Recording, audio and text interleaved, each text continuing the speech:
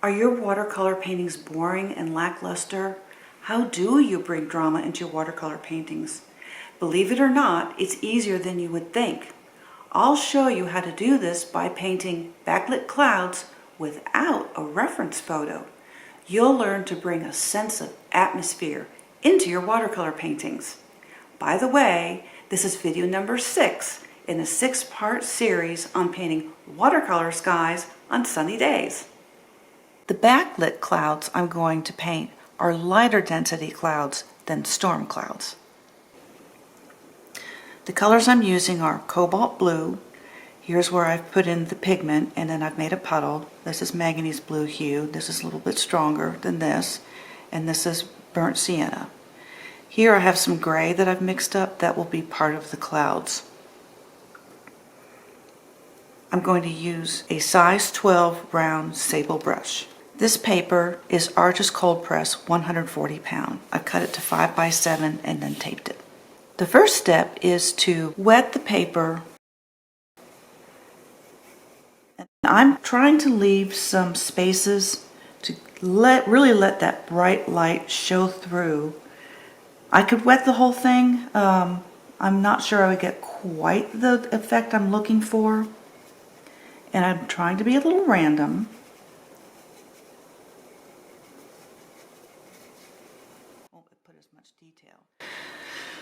So I'm going to use mostly cobalt blue. Let's see how this goes. So I dab it in and then it will start to spread. And I don't want the colors to be close to each other all the time because I want there to be distance in between. So now I'm going to pick up some of the gray because these are backlit clouds and that's what I'm trying to show here.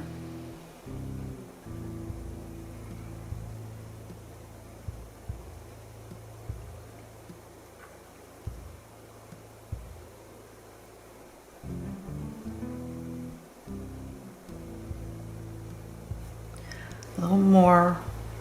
Take some of that brown that will cool down this blue a little bit. I'm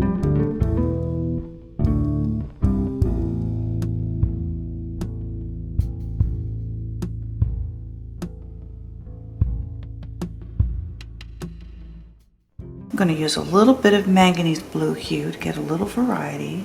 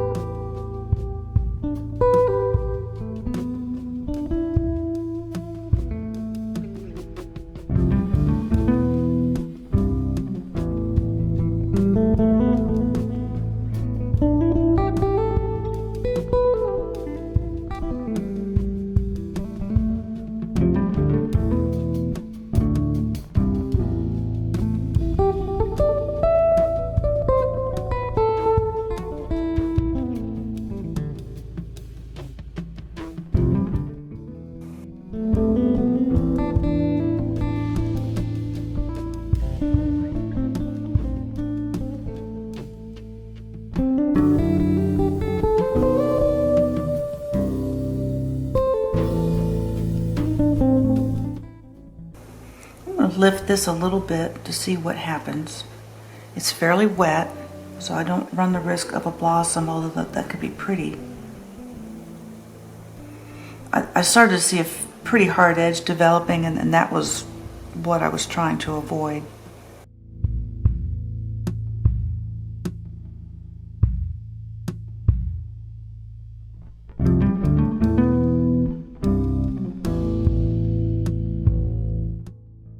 I'm going to stop. I did add a little gray here, and the painting is starting to dry, so I'm going to leave it. I'm not interested in creating any blossoms in this one, But I could, if I wanted to create blossoms, now would be the time to do it. So I'm going to let this dry.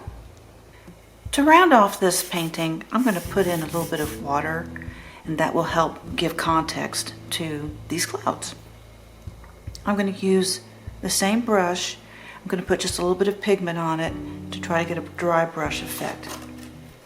And this means something like this. And that will show sparkle on the water.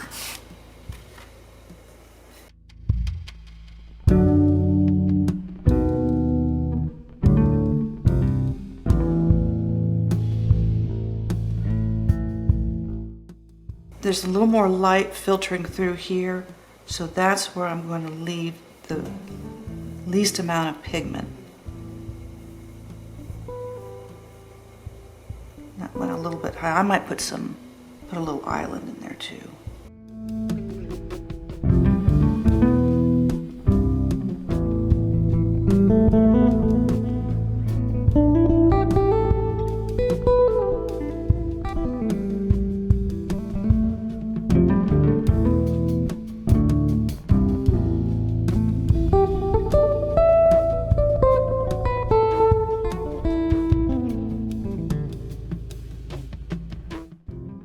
What I'm going to do is I'm going to try to suggest some trees, and then I'm going to soften it.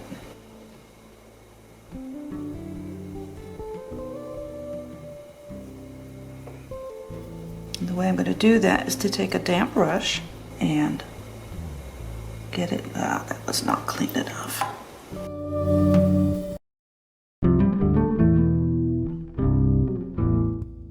That will cause the pigment to rise up and look soft.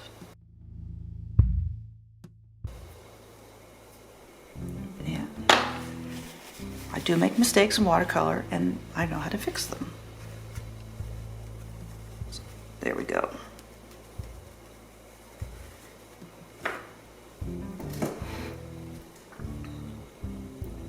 Now, one thing that is helpful is to have a little separation between the water and the land, and you'll get a little bit of reflection of the land too.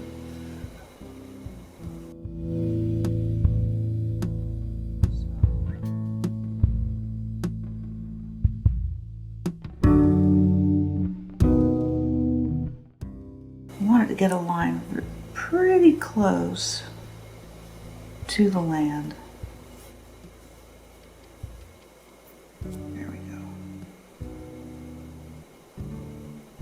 And to get maximum sparkle, you want fairly dark pigment, so that's why I'm going over it again.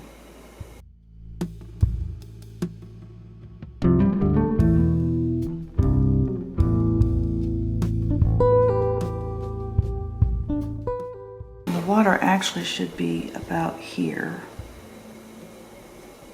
We don't want the land to look like it's floating.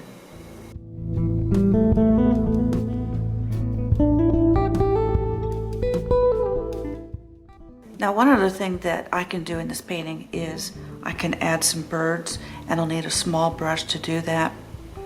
Also, now that this is dried, the land has lost its shape a little bit, and I'd like to fix that. So I'm going to take a little bit more gray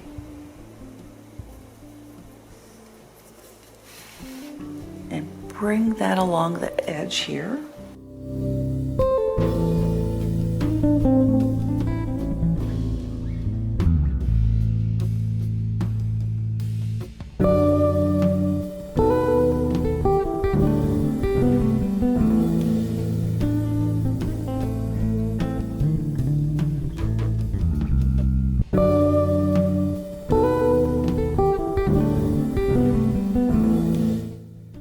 For a couple little birds.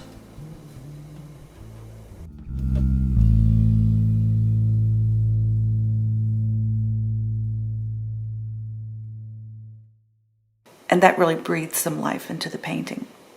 We now have a complete painting of backlit skies over water that have that atmospheric effect. I hope you try it out, and it's fine if yours doesn't look like mine. Yours could turn out even better. If you want to learn more about painting sparkly water, check out this video.